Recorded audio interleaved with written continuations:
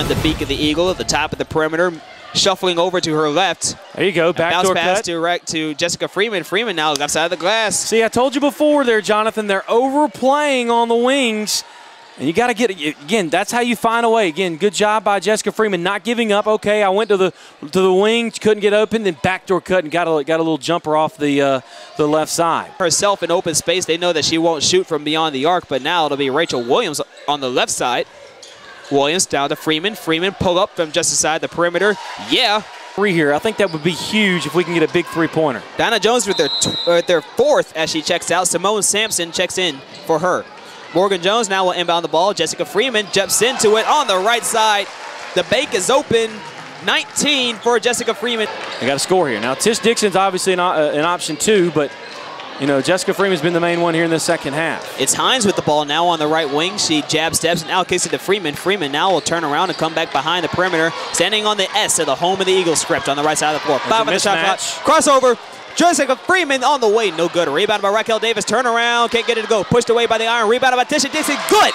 In the middle of the lane, Tisha Dixon knocks it down. She's got 4, and that'll knot the score at 44. Left side of the floor. 15. Connerly now drives left corner, back out. 11. Now into the lane. Racquel Davis. Turn around. Right side of the glass. No good. Rebounded. Davis. Good on the right side of the glass. And fouled. She'll go to the line and shoot one more. There we go, Rocky.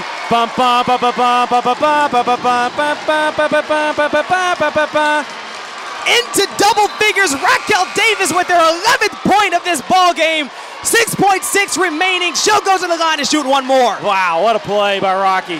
What a play by Rocky to get that basket to go. And now they're up by 1. You got to make this free throw, though, with 6.6 seconds left, because you got a young lady in Tracy Carrington who can certainly hit it from the outside.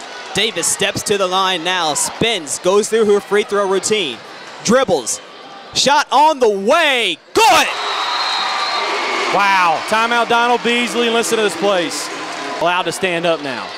Here we go, ready to inbound the ball, Sampson still has it, now here we go, 5 pass, loose in the backcourt, Sampson now into the front court, it goes to Forrest for 3, no good! North Carolina Central runs out a 50-48 winner over the Lady Bears, and hello win column for North Carolina Central.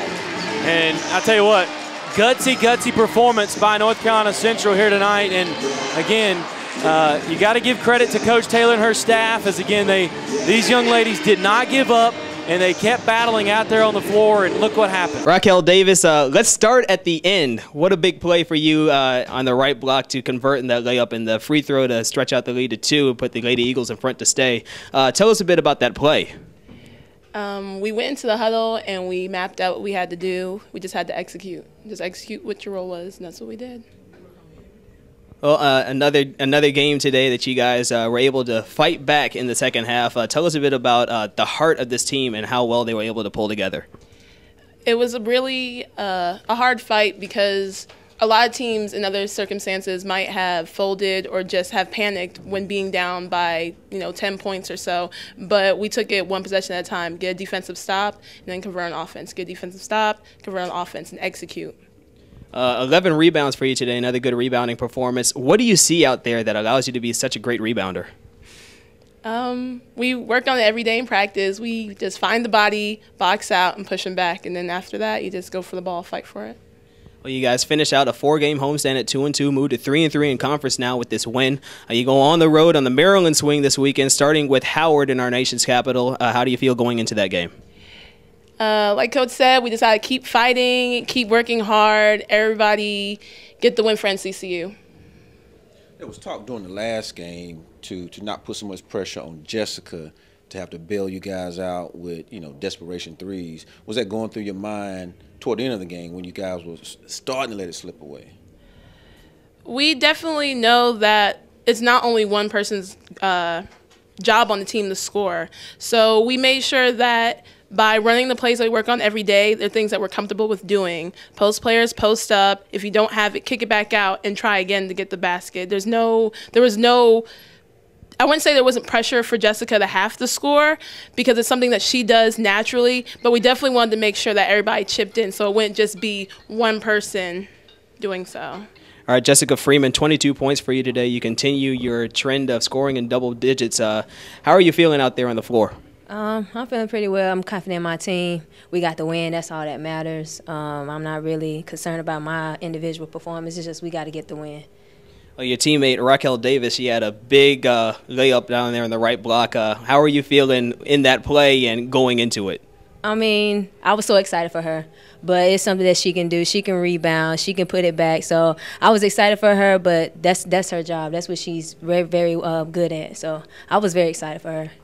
And a game here that you guys had to fight in the second half. Tell us a bit about the heart of this team and what you see that's able for you guys to play so well together down the stretch. Well, we always had heart. We always fighting back. We could see that in the A&T game, the last game that we played also. We always have heart. It's just us fighting back. We have to start with that. We have to start coming out on top instead of coming from behind. So we changed that mentality. I feel like we will be a hard team to beat.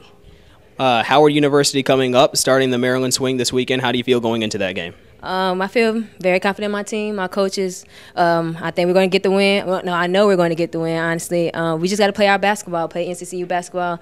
Don't worry about what Howard's going to do. Just worry about what we need to do. Coach Taylor, a big win for the team today, able to stop a short little losing streak here and be able to get back into the win column and move to 3-3 in conference. Definitely. Being 3-3 in the conference puts us in a better position. It was good to see our young women just transfer those things that they're working on and practice every day when we work on critical moments in the game or we work on scenario play. And tonight for them to have an opportunity to go through that and then to be effective with doing it, it gives them more confidence from game to game, and that was very exciting to watch. And the coach. Well, during the pregame, you mentioned output from Racquel Davis. She was able to get that big layup on the right side to put the Lady Eagles in front to stay at the end of this game. Were you able to get the performance that you liked out of her today? Well, I tell you what, on the inside tonight, I felt like Rocky definitely did a great job at the end closing it, but Tish Dixon got some key rebounds for us in tonight's game, just going down the stretch, just being active. Tiffany, when we were in press one, just creating turnovers. And so our interior, all of it was not necessarily points, but they did the intangibles tonight to allow us to get in a position to win. You were able to keep Tracy Carrington well in check and during the second half of the game. Tell us a bit about the Lady Eagles defense. I tell you what, Tracy Carrington is a tough guard in the MEAC, and so we wanted to address her scoring and attack her a little bit differently, show us some different things in the second half, because I thought she had a very good first half with her scoring. In the second half, we were able to contain her just a little bit more defensively. I think we played with a better understanding of what we wanted to do defensively as a unit, and so my hat's off to the Lady Eagles today for what they were able to do in getting that win, another conference win. This weekend, you guys start the Maryland swing starting in Washington, D.C. against Howard. How do you feel going into that game? It's going to be a tough game. Howard is playing a good brand of basketball. I think they're like 3-1 or 3-2, and really playing with a lot of confidence. So definitely we've got to get better between tonight and Saturday when we get there, and then try to steal one on the road. Coach, you answered all my questions, but I'm curious about your injury. At the end of the game, actually, there was so much excitement going on, and I was trying to make sure I wasn't on the floor because of what had happened earlier. And when I jumped up in the heels that I had on, I actually caught a cramp in the back of my leg. I didn't know if I had torn my ACL, my meniscus, or what was going on. But the Lady Eagles pulled through. We got the win. We needed that other conference win. And I must say, our crowd tonight was our sixth man. Just the energy they brought at the end of the game helped us to get over the hump. So I want to thank all our Eagle fans.